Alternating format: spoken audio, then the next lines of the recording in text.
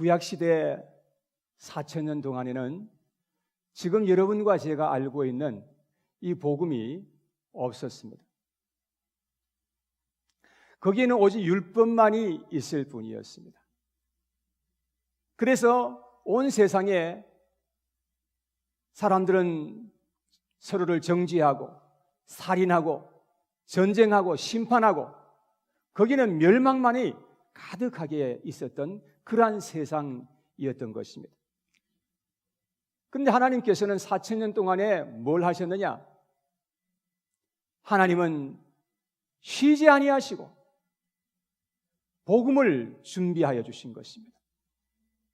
우리 인간들에게 주실 수 있는 가장 복된 것으로 주님께서 복음을 준비하여 주셨습니다.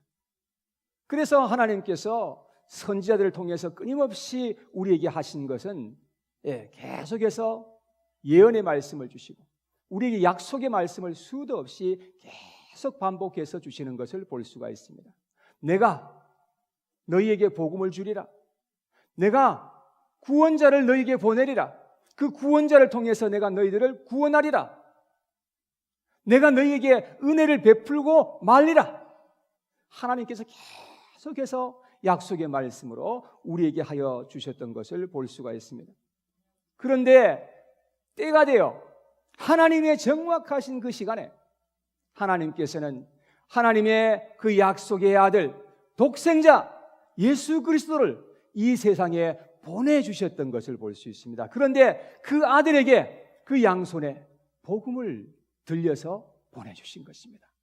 여러분, 시내산에서 모세가 시내산에 내려올 때는 율법이 아로새겨진 그 율법이 있는 그 돌판을 양손에 들고 내려왔다면 예수님께서는 하늘에서 내려오실 때에 양손에 복음이 들려 있었다는 사실인 것입니다. 그래서 마가복음 1장 1절에 이렇게 기록하고 있습니다.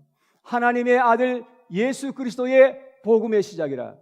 그냥 예수 그리스도의 복음의 시작이라 해도 되는데, 그런데 여기 보니까 앞에 하나님의 아들, 하나님의 아들이란 말은 하나님께서 약속하신 그 아들, 4,000년 동안이나 내가 보내주시리라 하던 그 아들 예수 그리스도, 그 예수 그리스도의 복음의 시작이라. 여러분, 예수 그리스도를 통해서 복음이 왔고 예수 그리스도를 통해서 복음이 이 세상에 시작되었다는 것을 알리는 말씀인 것입니다. 저는 오늘 여러분들에게 복음에 대해서 말씀을 하려고 합니다. 여러분, 복음이 뭡니까? 복음은 원어 성경에 보니까 유앙겔리온이라는 그런 말을 썼습니다. 한번 따라 하시겠습니까? 유앙겔리온. 예, 아주 헬라말을 잘하시네요. 네, 유앙겔리온이라는 이 말을 영어 성경에 보니까 가스펠, 굿뉴스라고 그렇게 번역했고, 한국 성경에는 복음, 좋은 소식이라고 그렇게 번역을 했습니다. 그런데 이 유앙겔리온이라는 단어가, 이 말이 시작된 유래가 있다고 합니다. 고대시대 아시아에 페르시아는 아주 막강한 그러한 제국을 이루었던 것입니다. 그런데 그것으로 만족하지 않고 유럽 대륙을 넘보게 되었습니다. 그래서 한 번은 100만의 군사를 일으켜서 이제 그리스를 향해서 나아갑니다. 그리스는 유럽 대륙의 관문입니다. 그런데 그 당시에 그리스는 정말로 페르시아를 대항해서 싸울 수 있는 그런 군사적으로 너무나 열세했기 때문에 도저히 함께 맞서서 싸울 엄두를 내지 못하는 것입니다. 그래서 두 가지의 결정을 했어야 했습니다. 첫째는 나가서 싸우다가 죽든지, 아니면 둘째는 항복하든지, 이 두 가지의 선택이 있었던 것입니다. 그런데 그리스의 젊은이들은 우리는 나가서 싸우더라도 나가서 싸우겠다, 그래가지고 결정을 하고서 많은 군인들이 일어나서 이제 전쟁터로 출전을 하게 되는 것입니다. 그런데 전쟁터로 나간 지 30일이 지났는데도 불구하고 아무런 소식이 없는 거예요. 한번 생각해 보십시오. 그 성에서 기다리고 있는 그 가족들, 그 백성들이 얼마만큼이나 초조하고 불안하고 두려워서 떨고 있었겠습니까? 그야말로 가슴이 타들어가는 그러한 상황이었던 것입니다. 그런데 어느 날 한 번은 이 그리스 병사가 42km를 달려와서 그래서 그들 앞에서 팍 그냥 엎드려서 쓰러져서 죽으면서 딱 한마디 말을 남겼습니다. 승리는 우리에게.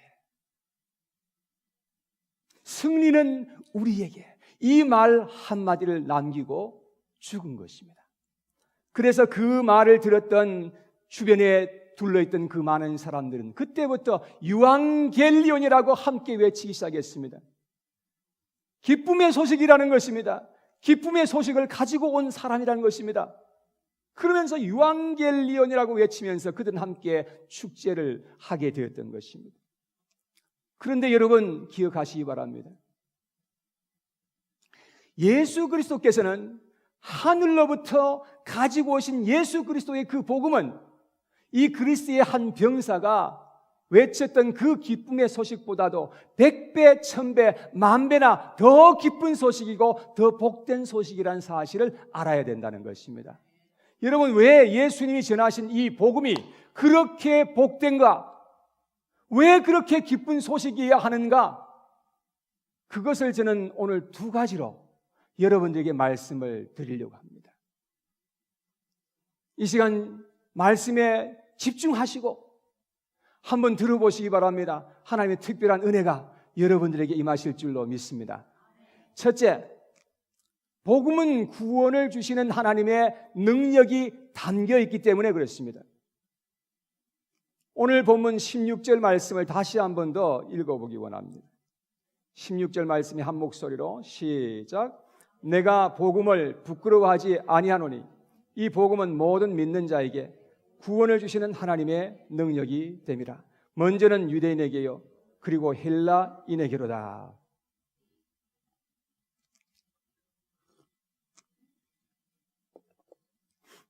저는 지난주에 인간이라는 제목으로 여러분들에게 말씀을 증거했습니다. 여러분, 인간들은 하나님의 그 크고 놀라운 은혜를 저버리고 하나님 앞에 반역하고 불순종하게 되었습니다. 그래서 죄를 범하고 타락하게 되었던 것을 말씀을 드렸습니다. 그래서 인간들은 너무나 사악해졌고 잔인해졌고 교활하고 악독한 존재로 변질되어 버렸다는 사실인 것입니다. 그리고 그들의 운명은 죽음이고 죽음 이후에 영원한 지옥의 형벌을 받게 될 것이라고 성경은 우리에게 가르쳐주고 있습니다. 이러한 인간들에게 지금 가장 필요한 것은 이 세상에 있는 어떤 것이 아니라는 것입니다. 돈도 아니고 명예도 아니고 잘 먹고 잘 사는 것도 아닙니다. 그 다 중요한 것이지만 그게 우선이 아니라 우리에게 절대적으로 필요한 것은 구원자, 나를 구원해 주실 구원자, 그 구원자를 통해서 내가 구원을 받는 그것이 가장 우선적이고 가장 시급하고 가장 중요한 일이라는 것을 말씀을 드렸습니다. 오늘 본문에 보니까 복음은 하나님의 구원의 능력이다 라고 말씀합니다. 여러분, 이 구원의 능력은 모든 세상 사람들에게 다 임하는 것이 아니라고 말씀합니다. 오직 모든 믿는 자에게 임할 것이라고 말씀했습니다. 여기는 차별이 없죠. 유대인들도 헬라인들도 어른들도 아이들도 여자도 남자도 빈부귀천 막론하고 모든 사람, 모든 믿는 자에게 미치는 그러한 하나님의 은혜인 것임을 말씀하고 있습니다. 조건은 오직 하나, 믿는 자입니다. 여러분, 복음을 믿는 자들에게 하나님이 주시는 구원의 능력이 임하리라고 성경은 우리에게 말씀하고 있는 것입니다. 여기에 능력이란 말은 두나미스라는 헬라 말을 썼는데요. 두나미스라는 이 말은 영어의 다이나마이트라는 말의 어원입니다. 그러니까 이 능력은 보통 능력이 아닙니다. 다이나마이트와 같은 폭발적인 그러한 능력을 의미하는 것입니다. 누구에게? 예수 그리스도의 그 복음을 믿고 받아들이는 자들에게 우리 속에 그 복음이 들어오면 그 복음이 폭발적인 그런 하나님의 능력이 되어서 우리 속에 나타나게 된다는 말씀인 것입니다. 그래서 이 복음을 통해서 우리의 인생이 완전히 개혁을 일으키게 되는 것입니다. 트랜스포메이션이 거기에서 일어나게 된다고 하는 것입니다. 사랑하는 여러분, 이 놀라운 하나님의 능력을 경험하고 싶지 않으십니까? 여러분, 만약에 여러분과 제가 이 놀라운 하나님의 놀라운 구원의 능력을 우리 속에서 경험하기를 원한다고 한다면 예수 그리스도께서 이 세상에 가지고 오신 그 놀라운 복음, 주님의 그 손에 들려있는 그 복음을 내 마음속에 깨닫고 그 마음속에 믿어드릴 때에 그런 놀라운 하나님의 능력이 실제로 임하게 될 줄 확신합니다. 저는 그 능력을 경험했으니까요. 하나님의 그 복음의 능력이 아니었다면 저는 절대로 이 자리에 설 수가 없는 사람이에요. 여러분, 이 놀라운 복음을 우리의 속에 진심을 다해서 가장 큰 가치로 내가 받아들인다고 한다면, 그렇다면 우리의 인생은 통째로 변하게 되어 있습니다. 우리의 가치관도, 우리의 인생관도, 우리의 목적도 다 바뀌게 되어 있습니다. 심지어 우리의 운명까지 완전히 뒤바뀌게 되는 것입니다. 그래서 이 예수님의 복음이 그렇게 가치 있는 것입니다. 그렇게 이 복음이 하나님의 능력이라고 하는 것을 말씀하고 있는 것입니다. 이러한 놀라운 은혜가 여기 계신 모든 분들에게 임하게 되기를 축원합니다. 축원합니다. 두 번째, 첫 번째를 꼭 기억하시고, 두 번째, 복음에는 하나님의 의가 나타나 있기 때문이라고 말씀합니다. 17절 말씀 초대에 보니까 복음에는 하나님의 의가 나타나서라고 말씀합니다. 여러분, 복음을 우리가 수박 겉핥기식으로 이게 볼 때는 몰랐는데 복음을 자세히 들여다보니까 하나님의 그 의가 그 속에 철철철철 흘러 넘치더라는 것입니다. 왜 그런지를 제가 성경을 통해서 여러분에게 자세하게 설명을 드리도록 하겠습니다. 한번 로마서 3장에 넘어가서 보겠습니다. 3장 21절.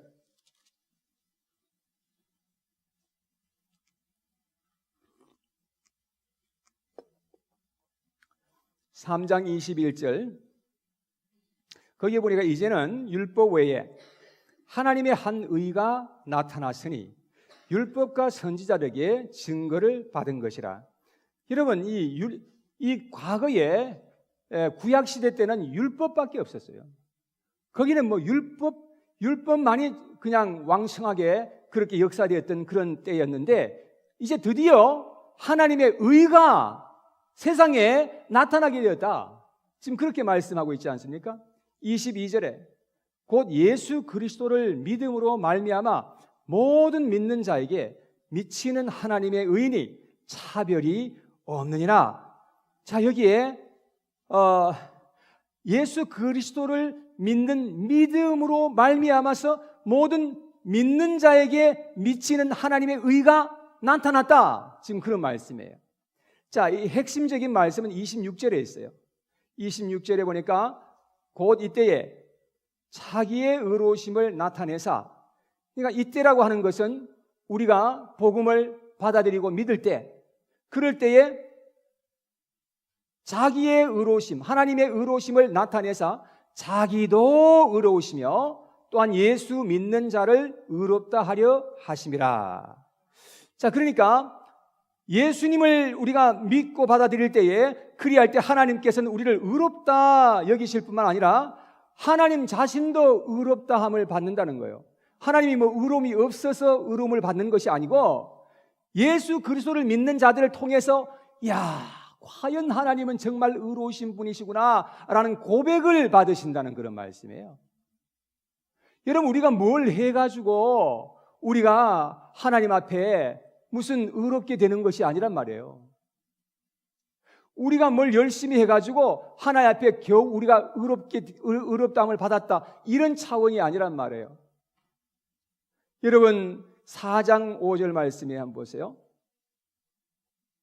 4장 5절에 보니까 이를 아니할지라도 경건하지 아니한 자를 의롭다 하시는 이를 믿는 자에게는 그의 믿음을 의로 여기시나니. 자, 여기에 보니까 첫째, 일을 하지 않았다는 거예요.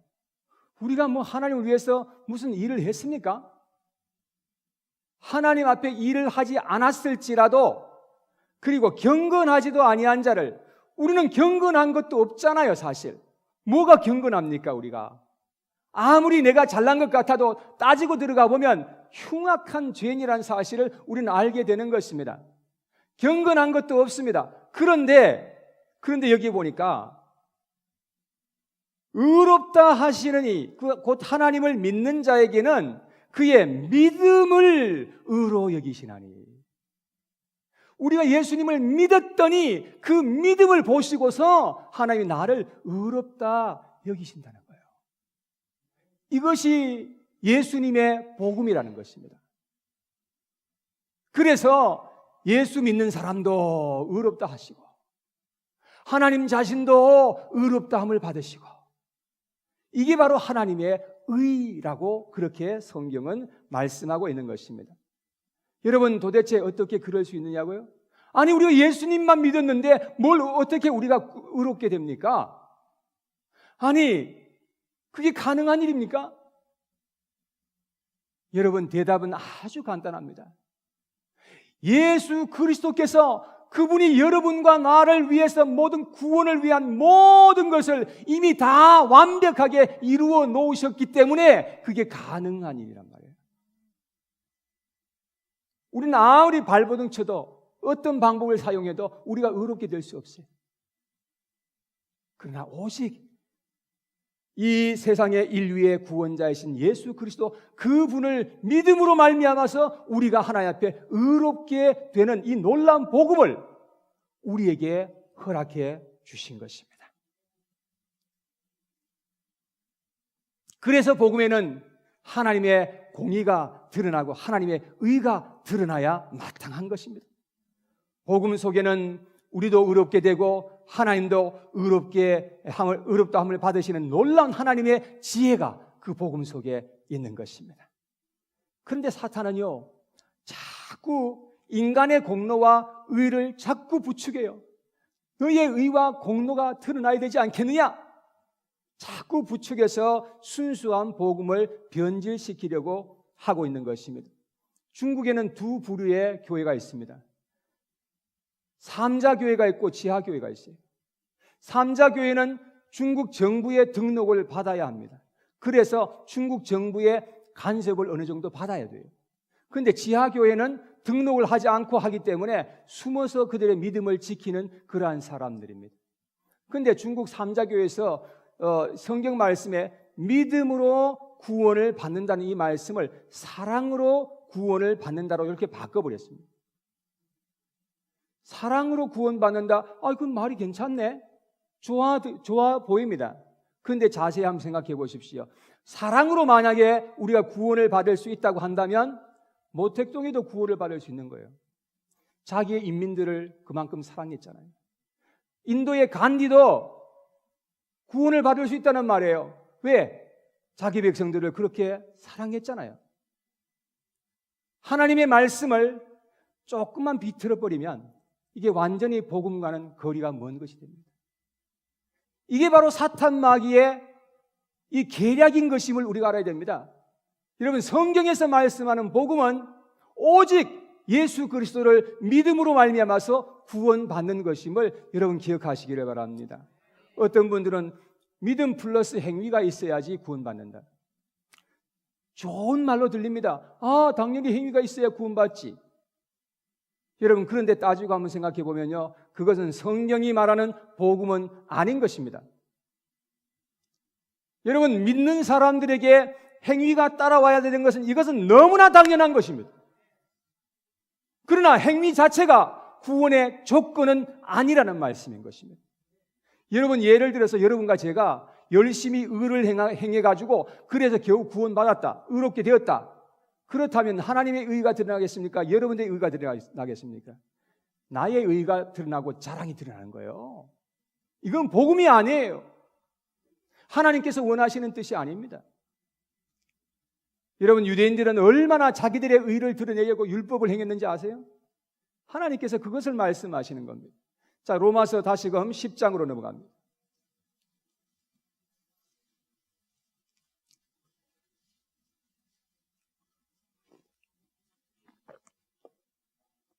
로마서 10장 2절 말씀에 보면 내가 증언하노니 그들이 유대인들이 하나님께 열심히 있으나 올바른 지식을 따른 것이 아니니라. 여러분, 하나님께 얼마나 열심히 대단했는지 몰라요. 유대인들처럼 열심히 많은 백성들이 있을까? 정말 열심히 대단했습니다. 그러나 그들은 올바른 지식을 따라가지 않았기 때문에 그들은 멸망하게 되었다는 거예요. 우리가 하나님을 알아도 올바른 지식을 따라가야 우리가 소망이 있는 것입니다.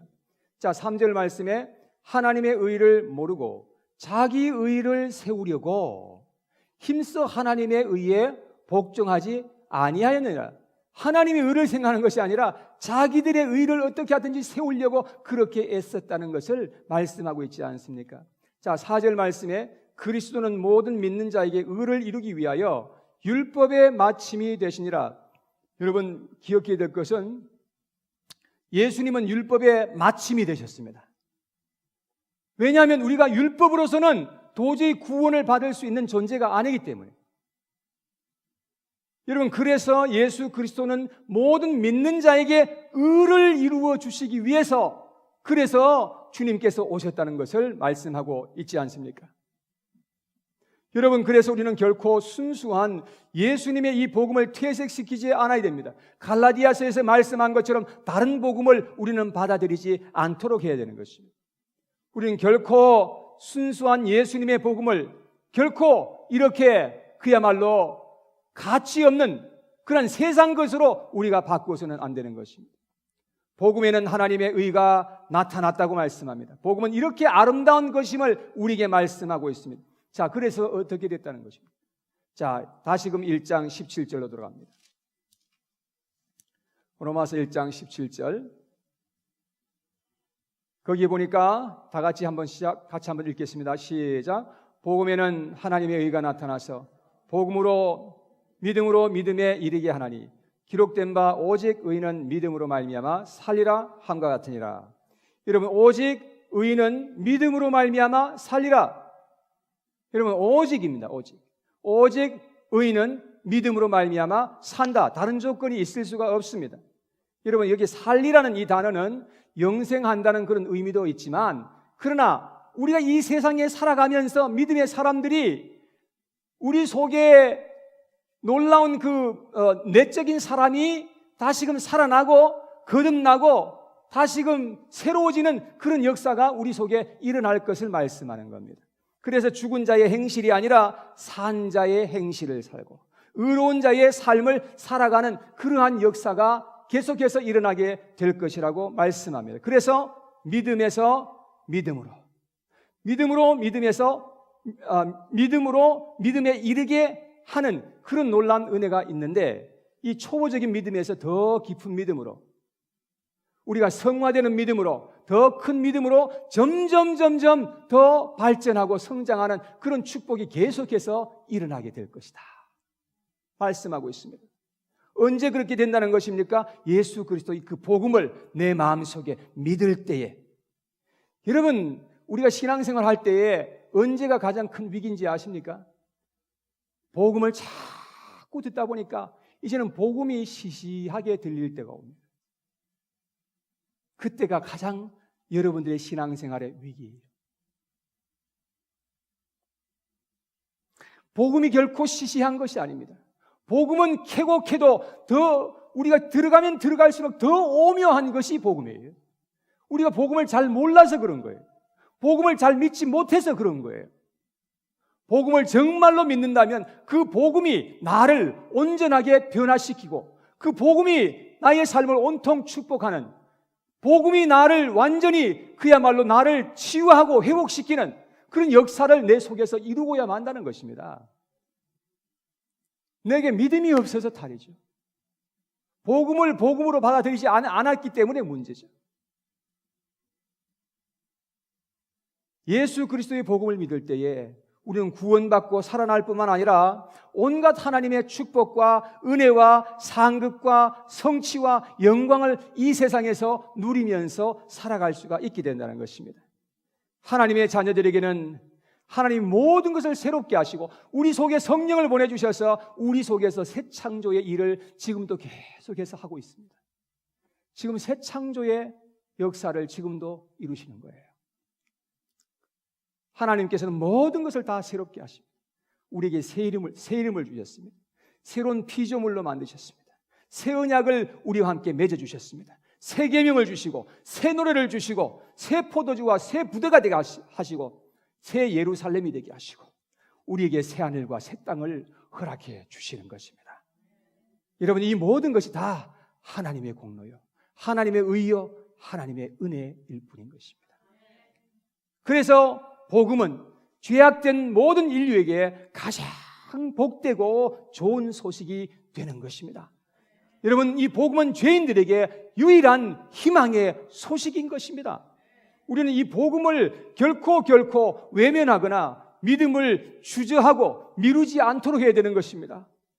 이 복음은 하나님이 우리 인간들에게 주시는 마지막 기회이고 호소입니다. 목이 터져라고 주님께서는 지금도 우리에게 호소하고 계십니다.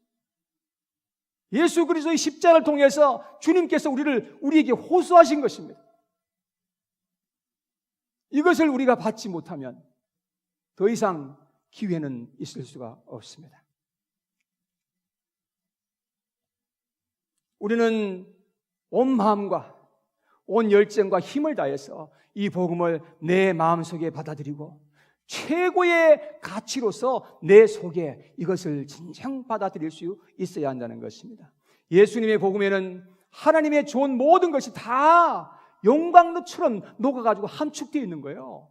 그게 그 복음 속에, 복음이라는 한 단어 속에서 하나님의 좋은 모든 것은 거기 다 들어있어요.